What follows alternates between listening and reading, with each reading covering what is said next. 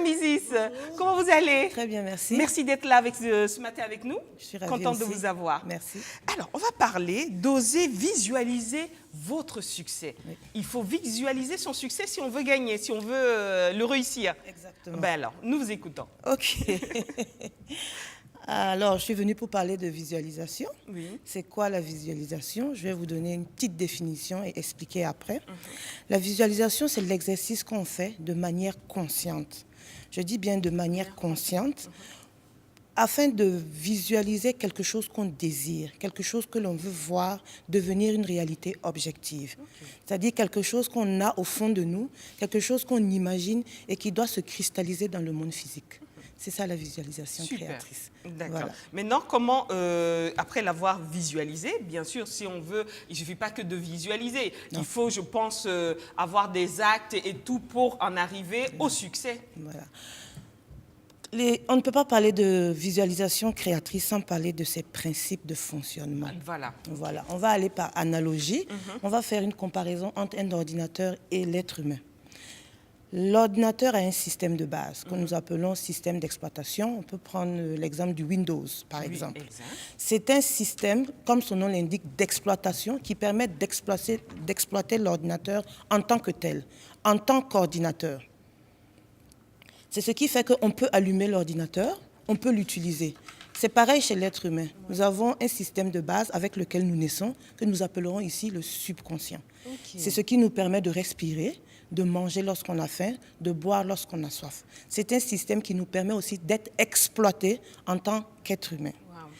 Et à la longue, qu'est-ce qui se passe? Lorsque vous prenez l'ordinateur, si vous voulez un résultat Windows, vous allez mettre le logiciel adéquat, Word, vous allez mettre le logiciel adéquat Word pour avoir des résultats Word.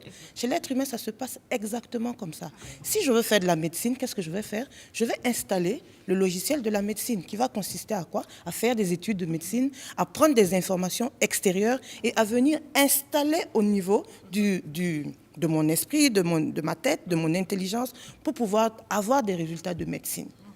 Donc l'être humain fonctionne comme ça. Nous avons un système de base et nous avons des informations qui viennent tout au long de notre vie. En fait, nous nous programmons. Le drame, c'est que nous ne le faisons pas consciemment. Et lorsqu'on ne le fait pas consciemment, le cerveau, c'est comme un missile à tête chercheuse. Il fonce, mais lorsqu'il n'a pas d'objectif précis, il prend tout ce qu'il a sur la route. Et après, ça vient avec des frustrations, on n'a pas la vie qu'on veut, on n'a pas le travail qu'on veut. Ça traîne. Exactement. Alors, comme je disais tout à l'heure, la visualisation, c'est le fait de faire l'exercice, de visualiser quelque chose que je veux réellement, de manière précise, il y a des techniques pour ça, pour justement ressortir le résultat que je veux. D'accord. Voilà. On va commencer à poser des questions.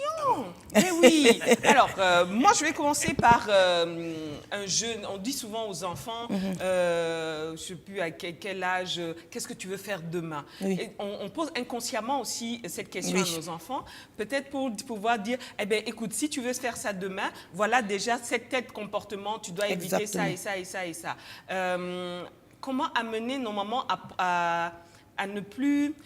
L'enfant voit ça comme si c'était une contrainte, même si c'est ce qu'il désire. Les parents, le fait que les parents soient toujours derrière, comment aider les parents à faire que l'enfant prenne ça comme un jeu ou comme quelque chose pour préparer leur avenir en réalité? Il faut faire une précision ici. Un des premiers programmes que nous installons depuis l'enfance, c'est le programme des parents. Voilà, nous recevons une éducation, c'est un des premiers. Le premier programme, même, c'est au niveau même utérin. Il y a déjà des impressions que l'enfant prend. Et après, lorsqu'on grandit, il y a le programme des parents. Le petit souci, c'est que généralement, les parents confondent leur personnalité, leur individualité à celle de l'enfant. L'enfant n'est pas le prolongement du parent. C'est une entité, une personnalité à part entière. Déjà, il faut cerner ce que l'enfant veut. D'accord. Et lorsque vous répétez à un enfant, tu ne vaux rien. Tu ne termines jamais ce que tu as commencé. Tu es difficile, tu n'es pas intelligent, vous le programmez. Et dans le futur, ce sont ces résultats qu'il va sortir, puisque c'est devenu une information acquise et qu'il a acceptée. À force de lui répéter ça, il a accepté. J'aime prendre l'exemple du PMUB. Oui. Vous savez, en Afrique, ici, on a une éducation merveilleuse, mais assez stricte souvent, concernant l'argent. Et même à la catéchèse, on nous dit souvent qu'il est plus difficile à un riche d'aller au paradis qu'à un chameau de passer par le trou d'une aiguille. Le drame, c'est que quand on nous répète ça beaucoup de fois, qu'est-ce qui se passe? En fait, dans le fond, on a peur de l'argent. On craint l'argent. Parce que comment on nous programme, lorsqu'on meurt, on veut aller au paradis, on veut rencontrer Dieu, et voilà. Et lorsque quelqu'un, on a remarqué qu'en Afrique ici, lorsque quelqu'un gagne à la loterie, il ne fait rien de bon avec son argent. Oui, c'est vrai.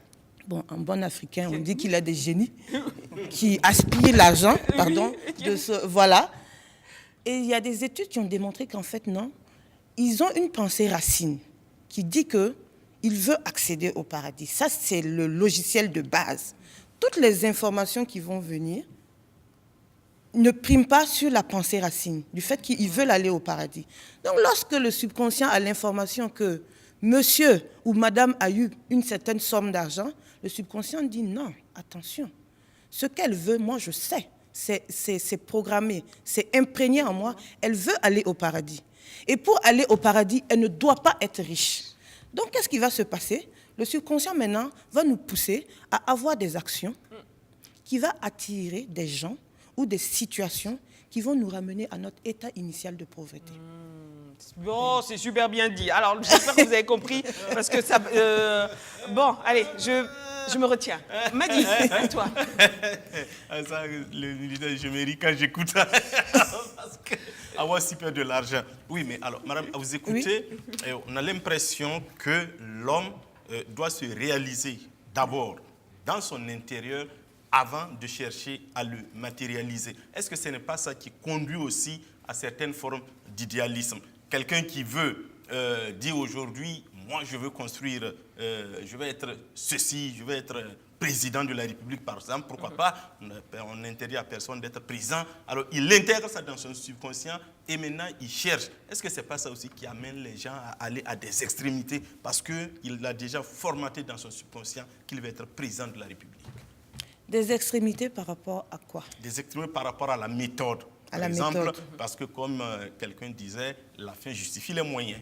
C'est-à-dire nuire à l'autre, tuer les bien gens, sûr, naturellement. Si ça peut être le chemin pour y arriver. Voilà. S'il visualise le fait qu'il veut aller, par exemple, il veut devenir président de la République par tous les moyens, ça c'est une image qu'il s'imprègne. Et c'est les résultats qu'il va avoir. Maintenant, ça dépend de ce que vous visualisez. Ça dépend de ce que vous voulez. Le travail préliminaire à faire, c'est de savoir qui je suis. Qu'est-ce que je veux? Où je veux aller? Maintenant, ça dépend de tout un chacun. Il y a des gens dont les valeurs, c'est de parvenir au résultat, quels que soient les moyens. Et il y a des gens dont les valeurs, ce n'est pas ça. En fait, ce que je veux vous dire, c'est que quel que soit ce que vous allez visualiser, c'est ce que vous allez obtenir. Voilà. Arsène? Oui. En fait, moi, je voudrais savoir, est-ce qu'il y a possibilité qu'on ait aujourd'hui une adéquation entre ce qu'on a visualisé et nos propres aptitudes? Je prends un exemple. Quelqu'un dans le fond, pas très brillant en sciences par exemple, mais qui veut devenir ingénieur par exemple des ponts et chaussées, on sait qu'il y a beaucoup de calculs, beaucoup de maths, il faut beaucoup de sciences, et quelqu'un qui visualise cela alors que, comme on appelle intrinsèquement, il n'a pas les aptitudes de pouvoir faire... Il n'a pas les talents. Voilà, il n'a pas le talent nécessaire pour pouvoir atteindre cet objectif-là. Et je rebondis, répète ce que j'ai dit à monsieur. Dans la vie, l'être humain, la plupart la caractéristique des gens qui réussissent, c'est des gens qui font d'abord un travail d'archéologue.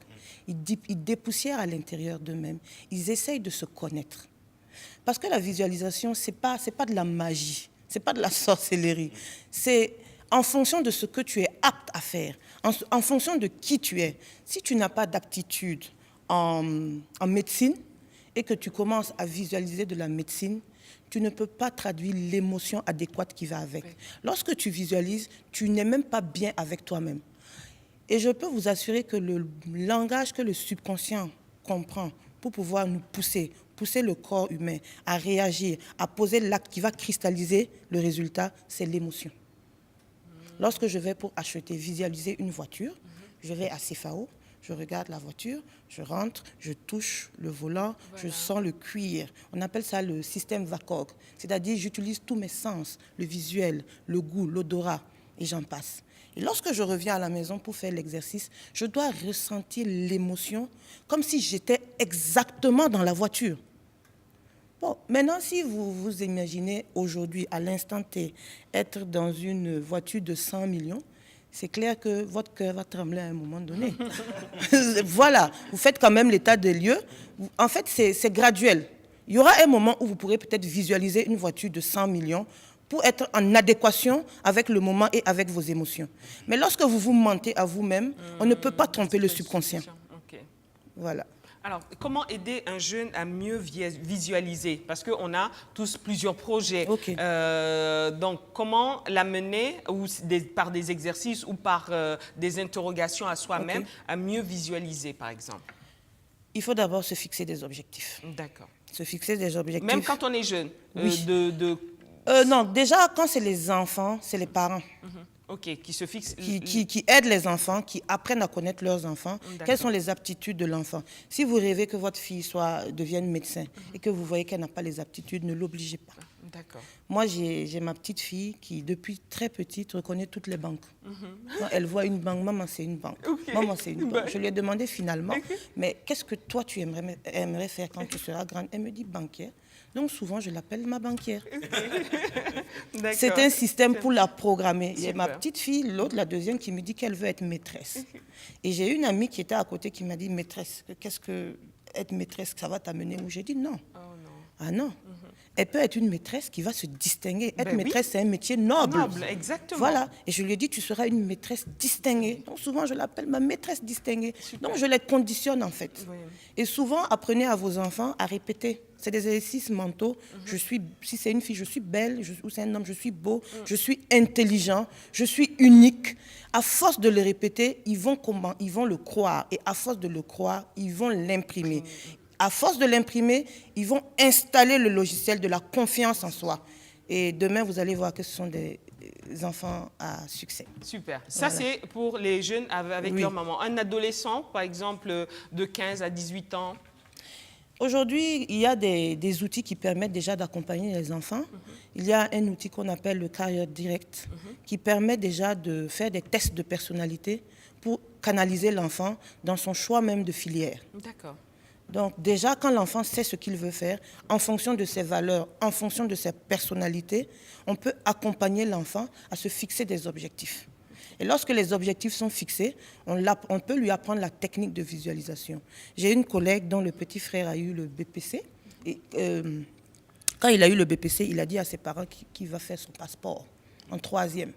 On dit pourquoi? Il dit parce qu'il va aller aux États-Unis un jour. Et les parents l'ont accompagné. Il a fait, en 3e, il n'avait même pas encore le bac. Il a fait le passeport, il a déposé le passeport. Et tous les jours, il regardait son passeport. Je vous assure que ce jeune-là est aux États-Unis aujourd'hui. Ça fait chaud au cœur. Ça donne des frissons, c'est bien ça. Alors maintenant, on passe par exemple à quelqu'un qui n'a pas su gérer ou que les parents n'ont pas su accompagner avec plein de difficultés, qui arrive à l'université et qui est à la fin de son cursus. Maintenant, il faut faire le choix. Alors que son rêve, c'était ça. Même si ça s'est mal passé, comment il doit arriver à... Voilà. C'est comme je disais tout à l'heure, l'ordinateur, lorsque je ne veux plus un logiciel, je ne veux plus, par exemple, j'avais installé Excel et que les résultats Excel ne m'intéressent plus, qu'est-ce que je fais? Je balaie et je réinstalle le nouveau logiciel. L'être humain, c'est comme ça. À la différence que on ne peut pas, c'est pas quelque chose qu'on peut extraire et jeter. C'est un programme qui est déjà là. C'est un programme qui est déjà là. Donc, qu'est-ce qu'il faut faire? Il faut juste réinstaller un nouveau programme. Et réinstaller le nouveau programme, ça se fait par des techniques dont la visualisation créatrice et avec un temps donné. Avec un temps donné. Parce que pour avoir une nouvelle habitude, il faut aller au-delà de 21 jours.